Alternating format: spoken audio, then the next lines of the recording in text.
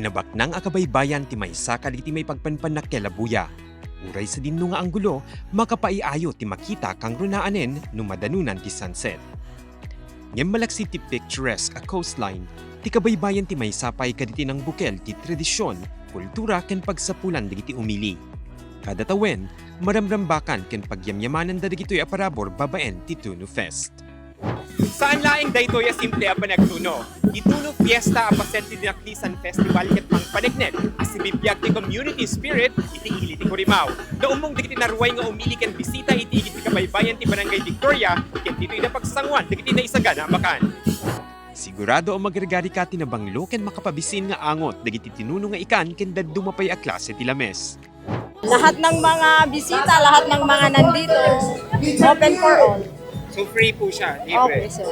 Naapektuhan din pero isang beses lang sa isang taon. Na dumaduma sir, da galunggong, kusit, tarong tinono, paltat, tinono nga karne, tilapia, hindi ito pasayan. Pag yung may mga ta aduma na tao may bumisbisita na dumaduma nga pagsasangwat na tati nedasar nga nun.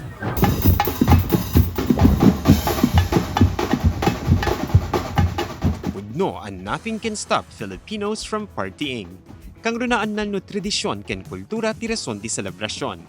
Itilaksid digiti agdama akarit a daldalanan saan na malipatan digiti Ilocano at Talyawen digiti pamalagip. No apay a maibilang a resilient ti lahi tayo kang runaan na no kanayon nga ipakita ti panagkaykaysa. It's a show of force na parang gumagawa tayo ng statement na not oil crisis, not COVID, will stop us from enjoying our fiesta. Ang bayan ng Curimaw, magsama-sama lang po tayo at tingin ko lahat ng mga pangarap natin sa ating bayan ay matutupad. Inlawlawag ti gobyerno lokal anuman na iuswat ti fiesta, scale down wenno saan nakas kagarbo daytoy no maidasig kaditi ni palpalabas at awen. Nasken nga ipakita ti panakipagrikna iti mapaspasaran na krisis.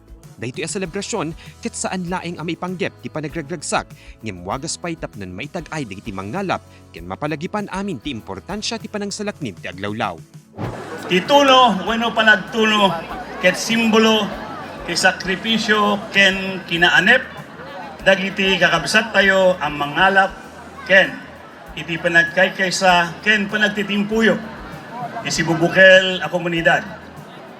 Kabayatan nga rod, iti intayo panagrambak, ken panagragragsak, ket saan tayo kumamet, nga rod liplipatan, ti obligasyon tayo, asangsang kami sa amang tagiben, ken mga iwan kadagiti, nakaparswan, pakaraimanan, daytoy ipagpanpanakkel, tayo nga baybay a paggapuan, dagiti na dumaduma at araon. Malaksid iti panagtuno, impakita pa'y diti Curimawenyos tila inkan abilidad da, babaen ti panagaramid da kaliti agkakapintas a sand sculpture iti igit ti kabaybayan. Mark Magdirila, Balitang Solid North.